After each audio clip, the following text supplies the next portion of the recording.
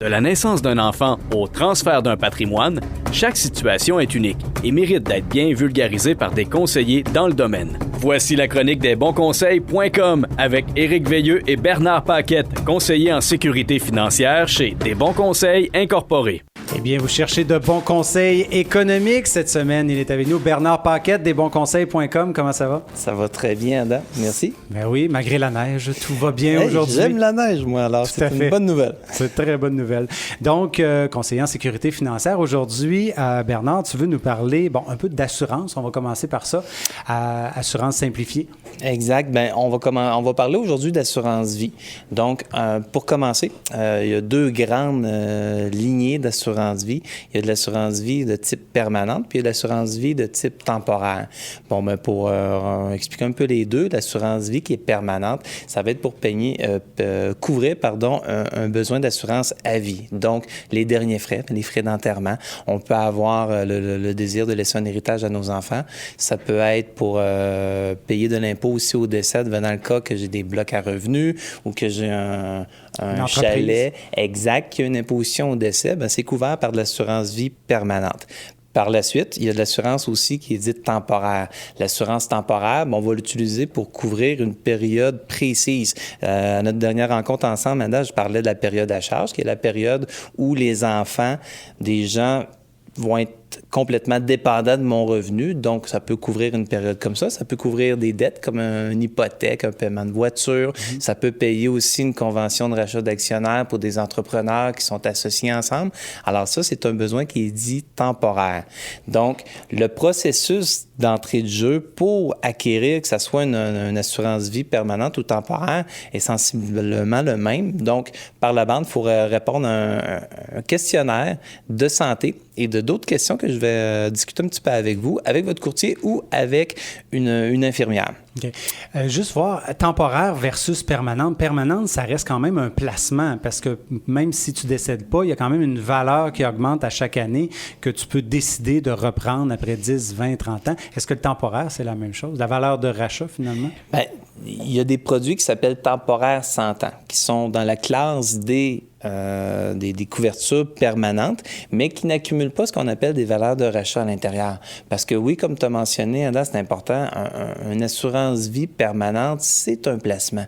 De sorte que si on calcule le nombre de primes qu'on va donner versus qu'est-ce que je vais léguer à mes enfants, mes bénéficiaires en bout de ligne, bien, je vais avoir une rentabilité. Donc, je vais léguer plus que qu'est-ce que j'ai payé. C'est ça qu'on va avoir aussi, on va avoir une rentabilité.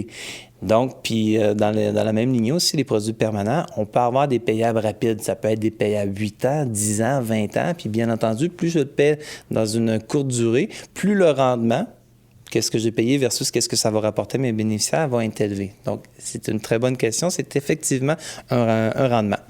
Par la suite, comme j'allais expliquer, le processus d'adhésion pour une émission standard, dans le fond, il va y avoir des questions qui vont être posées sur la santé, mais il va y avoir des questions aussi sur les habitudes de vie, de sorte que si vous avez un beau dossier de conduite, ça va aider, mais si vous collectionnez l'étiquette pour des tickets de vitesse ou si vous avez déjà eu des infractions qui vont, comme perte de permis de conduire dû à la consommation d'alcool au volant, bien ça, c'est tous des trucs qui vont faire en sorte que vous ne pourrez pas soit vous assurer ou vous allez passer avec une surprime.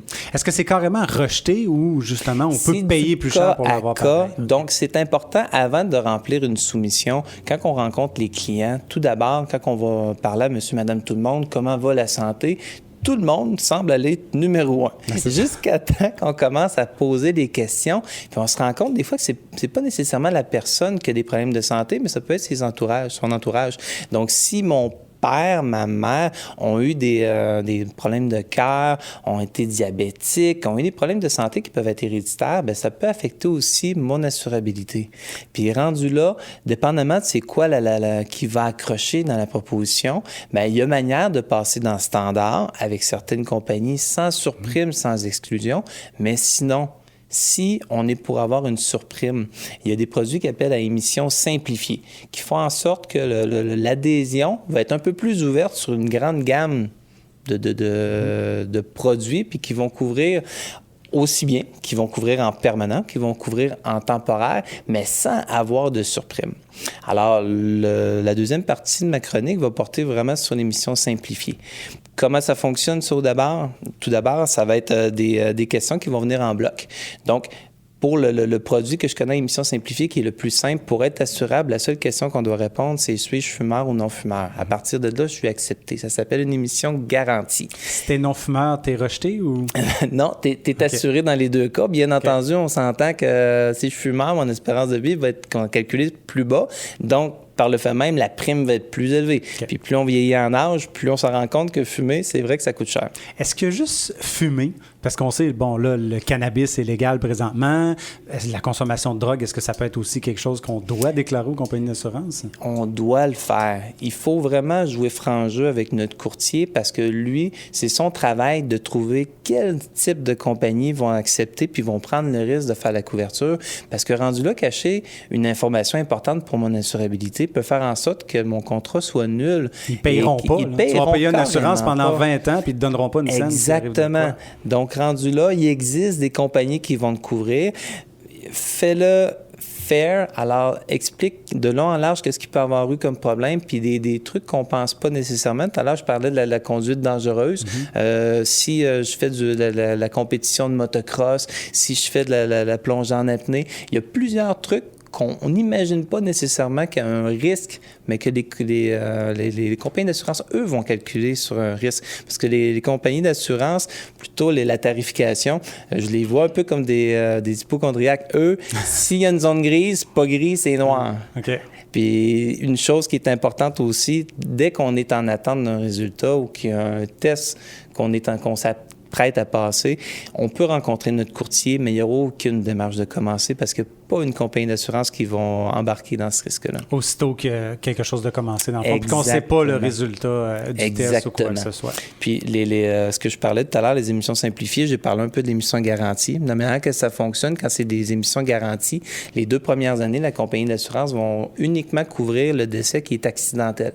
Si jamais, vu qu'ils posent moins de questions puis qu'ils prennent tous les risques, comme j'ai dit, la seule question qu'ils posaient, c'est est-ce que je suis fumeur ou non fumeur? Donc, rendu là, si je décède de manière naturelle, ils vont juste rembourser les primes plus un intérêt.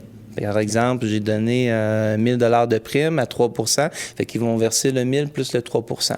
Par la suite, si je me rends plus loin dans les questions, on va tomber en émission dite standard, simplifiée. Donc, je vais me rapprocher jusqu'à obtenir une prime qui est tout près du montant d'une prime standard, à peu près à 15 % de différence là, de montant. C'est avantageux. Totalement. Si jamais on a des conditions particulières, c'est avantageux d'aller vers là. Puis si j'ai déjà eu un contrat avec une surprime, de recontacter mon courtier pour valider, parce qu'une surprime, ça peut aller jusqu'à 300 % du montant et même plus, ou avoir même des exclusions par rapport à mon contrat. Donc, valider s'il n'y a pas un produit, parce qu'à chaque année, il en ressort des nouveaux, parce que c'est difficile de passer, je veux dire, de plus en plus difficile de passer en standard. Si j'ai eu un arrêt de travail pour une dépression, il y a plusieurs possibilités, plusieurs questions qui font en sorte que mon contrat va être supprimé.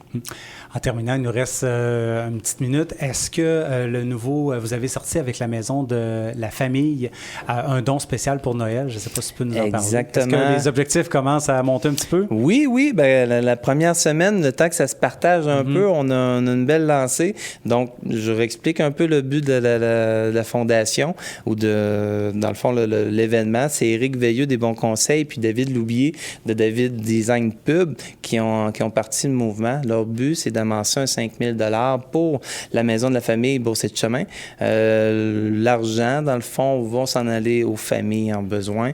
Puis, mon partenaire, Éric, a promis d'aller redonner 10 % du montant total accumulé. Donc, Éric est une personne extrêmement généreuse. Donc, j'invite les gens à lui faire faire ce qu'ils aiment le plus donner. Donc plus que vous allez donner, plus que ça va coûter cher. Allez donner en grand nombre. Exactement. Exactement. Jusqu'à concurrence de 10 000. Donc, vous espérez ramasser votre montant de 10 000. J'ai vu que vous étiez à 2000 quelques tantôt. Quand je suis allé faire mon don. Oui, puis je crois que dans les prochaines semaines, justement, ça va faire boule de neige, puis pas faire de mauvais jeu de mots avec la neige qui tombe, mais assurément qu'il va y avoir des bonnes lancées dans les prochaines journées. Bernard Paquette, merci beaucoup. Encore une fois, si vous avez des questions au niveau des assurances ou quoi que ce soit au niveau du domaine financier, il vaut toujours mieux aller voir son conseiller en sécurité financière, Bernard Paquette, Éric Veilleux, desbonsconseils.com. On va aller vous voir. Merci d'être venu en studio. Bonne semaine. On s'arrête.